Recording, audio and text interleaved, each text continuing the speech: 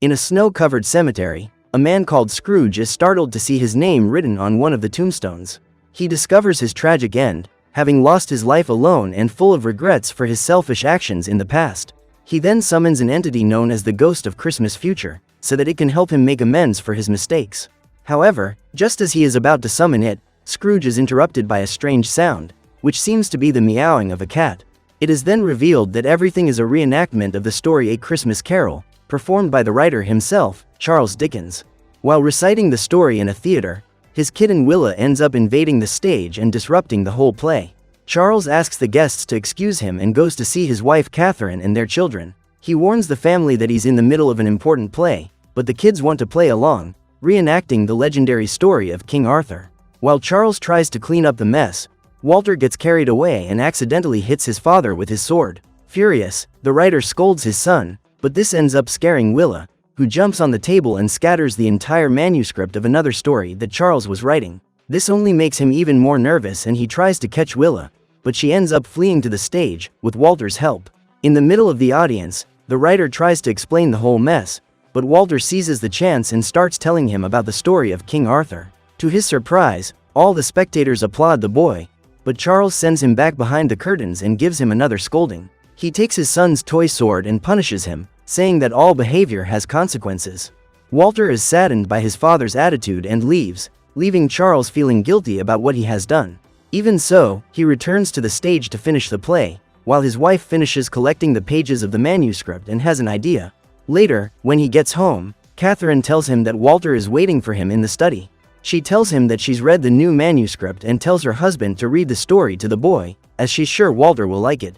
Charles isn't so sure, but Catherine pushes him into the study anyway. Once there, Walter is still hurt by his father, but he gives him back his sword and says he has a story to tell.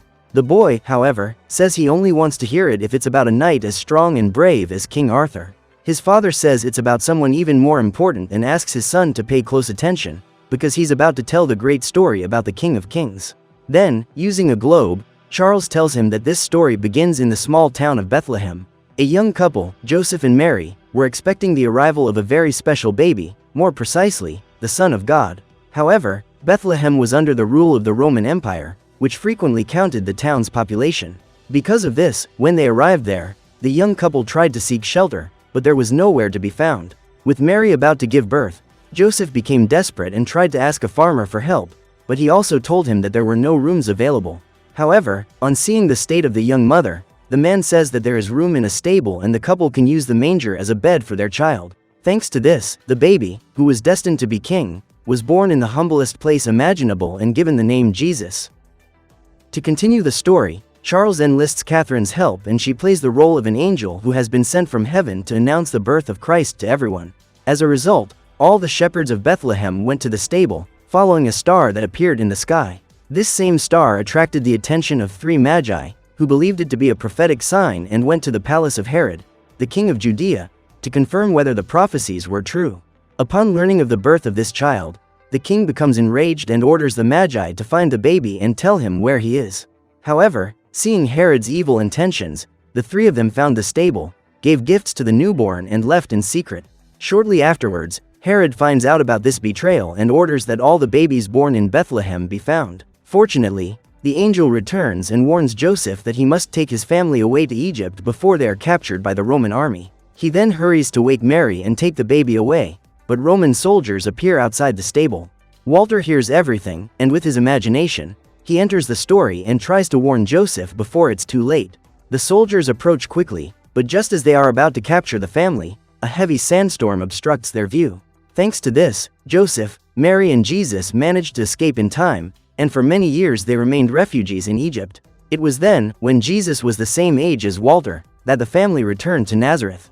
As a teenager, he soon learned his father's trade, becoming a skilled carpenter, and every year, the family would gather in Jerusalem to celebrate the Feast of Deliverance. This day marked the escape of the Hebrews from Egypt, after God sent the 10 plagues and ordered Moses to lead the people in the Great Exodus. It was during this event that Jesus left home and disappeared for 3 days. After a long search, his parents found him in the temple and Jesus apologized to them, but said that he had received a call to come to his father's house. After hearing the story so far, Walter asks when Jesus will become a great king. Charles tells him that the time hasn't come yet, but seeing the boy's anxiety, he skips a part of the story until the day Jesus turned 30. At that time, he went to the river Jordan, where he met his cousin and prophet, John the Baptist. On seeing Jesus, John doesn't consider himself worthy to baptize him, but following God's orders, he bathes him in the waters of the river. At that moment, Jesus hears his Father's voice echoing in the heavens for the first time, through the Holy Spirit. Charles continues the story, saying that from that day on, Jesus' mission on earth had begun. But first, he had to be tested against the enemy, spending 40 days and 40 nights fasting in the desert. This gets Walter excited and he asks if Jesus spent all that time facing dragons and other magical creatures. However, Charles tells him that it was actually an even more arduous challenge, because through hunger, sandstorms and illusions, Jesus had his courage and faith tested. Still, he made it through the test, and after the 40 days, Jesus was ready, but he still needed help. So he set out on a journey to gather disciples, and when he reached the coast, he met two fishermen called Andrew and Peter. They seem to be dissatisfied with not having found any fish, but Jesus points them to the place where they will find them. Even though they don't believe it, Andrew and Peter follow his advice, and hours later, they return with plenty of fish in their nets. The two thank him for his help and ask how they can repay him, with Jesus asking them to follow him on a mission sent by God. In time, more disciples would join them, including Judas Iscariot. With his 12 apostles, Jesus set off for the cities, spreading words about his Father's love and the power of faith. One day, he found a blind man living on the street, and using the power of his faith, he gave him back his ability to see. The man is eternally grateful, but Jesus asks him to avoid telling other people about it. Walter is confused by this attitude, but Charles explains that some people are not yet ready to believe in the existence of miracles.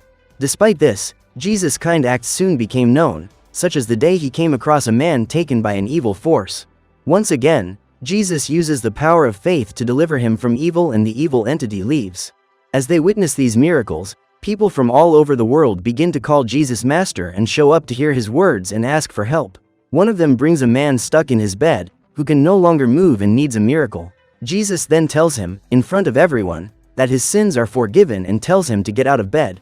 At that moment, a religious group, the Pharisees, witness everything and accuse Jesus of blasphemy, saying that no man has the power to forgive someone's sins. Soon afterwards, however, the man who had been ill gets out of bed, completely healed. Upon hearing this part of the story, Walter became worried because Jesus had just exposed his secret to everyone.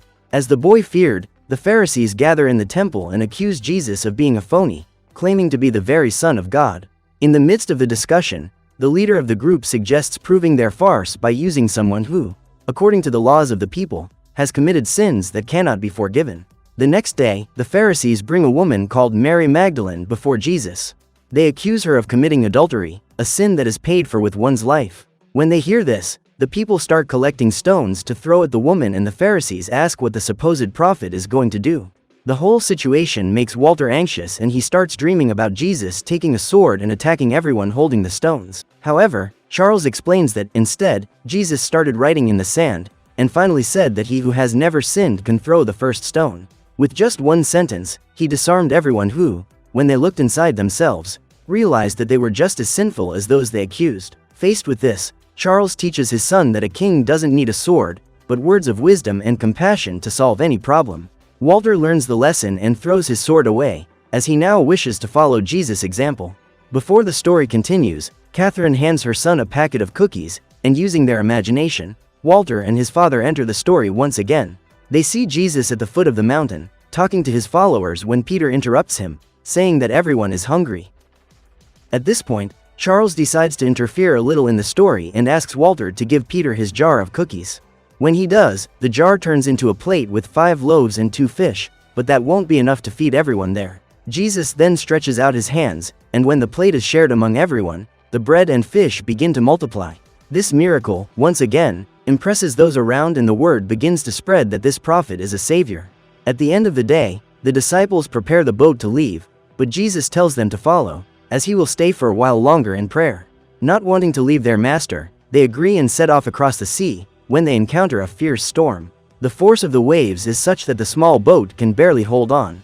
The disciples try to do what they can to resist, but it's only a matter of time before the ship sinks into the sea.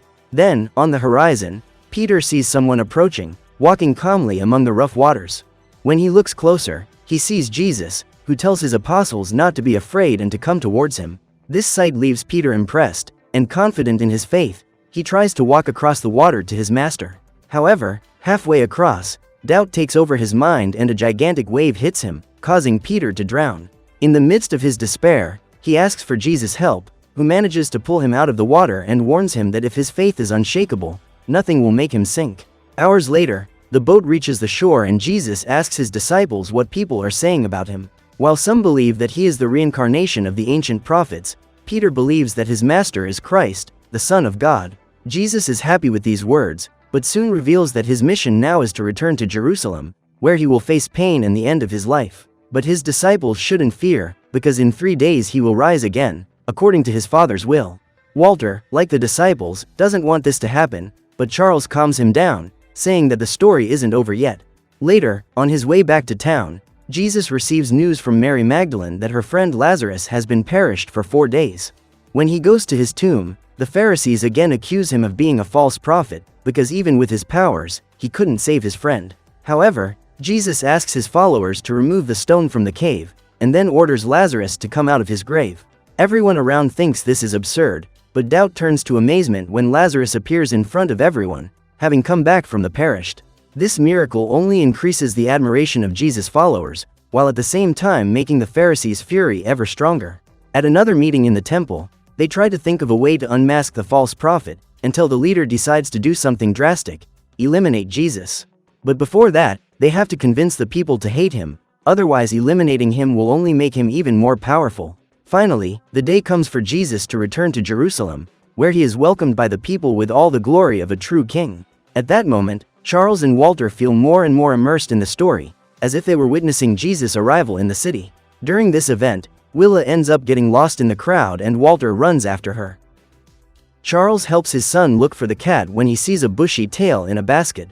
He believes it to be Willa, but it was a woman's pet, who, on seeing Charles, hits the man over the head with the basket. After this blow, Charles tries to get up and sees Willa on his stomach.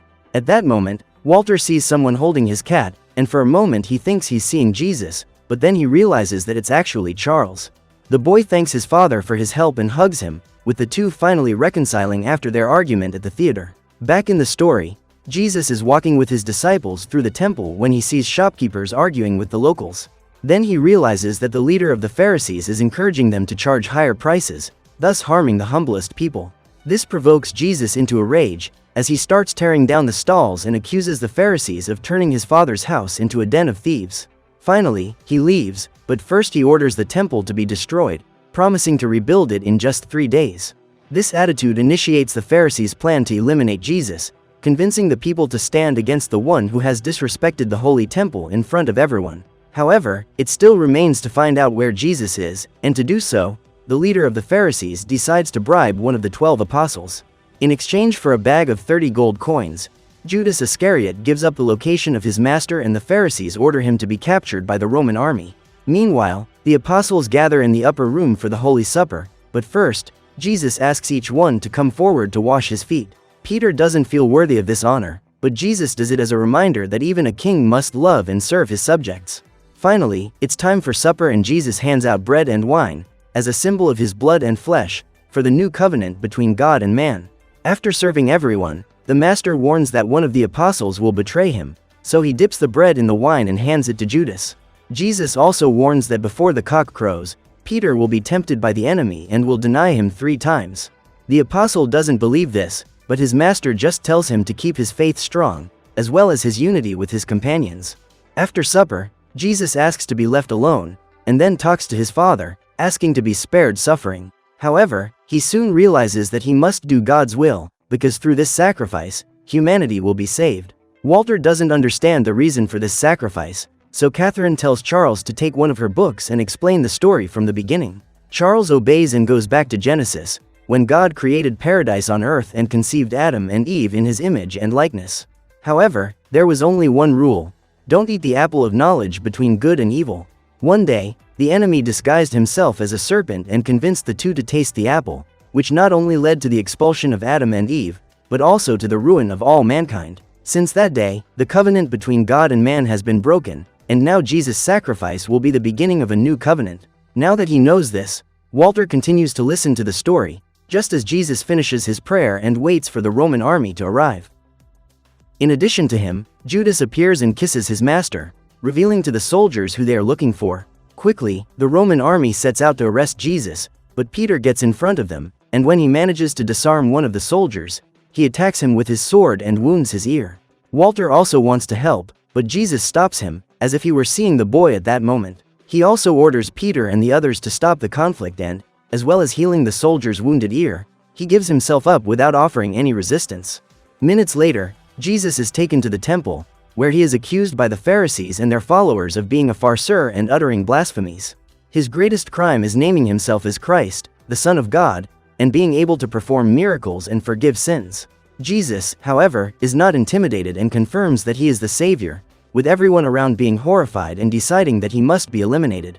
At that moment, Peter is watching from the sidelines, when someone recognizes him as one of Jesus' disciples.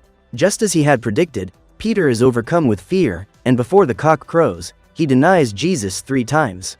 Afterwards, the apostle is overcome with guilt, just like Judas, who tries to return the gold coins, but the leader of the Pharisees looks down on him and leaves him to deal with his remorse alone. The next morning, Jesus is severely punished by the Roman soldiers, who, after numerous cowardly attacks, even put a crown of thorns on his head. After all this, he is brought before the Roman governor, Pontius Pilate.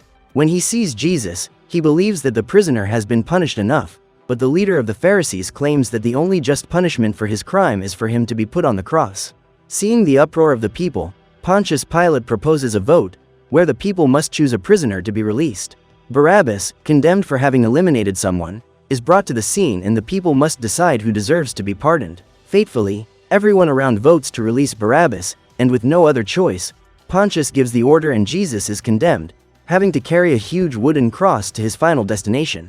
During the long journey, Jesus ends up stumbling, and Walter, seeing all this, tries to help him by giving him some water. The boy also ends up falling, and for a moment, Jesus seems to sense his presence, but he must continue his mission, and with the cross back on his shoulders, he moves on. Finally, on reaching Calvary, the soldiers pin Jesus to the cross, nailing his hands and legs. In addition to all that suffering, the soldiers also put up a sign with the inscription Jesus of Nazareth, King of the Jews, as a form of disrespect to the prisoner who claimed to be a king. The cross is then raised in front of everyone, including Mary, who weeps for her son, and Walter, together with his kitten Willa. With the punishment for the cross already done, the Pharisees and the surrounding people mock Jesus, saying that not even with his power could he save himself. However, instead of surrendering to their hatred, Jesus simply asks God to forgive them all, for they know not what they do. Shortly afterwards, Justus, the man on the cross to Jesus' left, asks why he doesn't get off the cross, if he's as powerful as they say. But Demas, the man on his right, tells him to shut up, saying that Jesus didn't deserve to be on that cross. In the face of Demas' words, Jesus promises that on that very day, he will be by his side in paradise, when everything is finished. After much pain and suffering, Jesus announces that the mission has been accomplished and gives his spirit into God's hands. In his final breath, Jesus bows his head and then the skies darken, followed by rain and tremors everywhere. Walter, who has been listening to his father tell the story, tries to close his eyes so as not to see all the tragedy. But when he opens them again, he sees all the miracles Jesus performed, including the moment when Peter sank into the sea. This time, however, it's Walter himself who falls into the water and is rescued by Jesus, who embraces him. He then takes the boy to the surface, while sinking in his place, just as he did with the sins of mankind when he was placed on that cross. However, Charles remembers that the story goes on and takes Walter to Jesus' tomb, where the boy sees that the stone in the cave has been moved. Looking back, the boy finds Jesus, having risen as he had promised, and after caressing Walter's face, he sets off towards the horizon. The story of Jesus' journey on earth is over, but Charles and Catherine say that the time has come to pass it on. After hearing everything, Walter gets very excited and runs to his brother's room, saying that he is going to tell them about the story of the one who is, and always will be, the King of Kings. So what did you think of this movie? Leave it in the comments below. And if you liked the video, like and subscribe for more movie recaps. See you next time.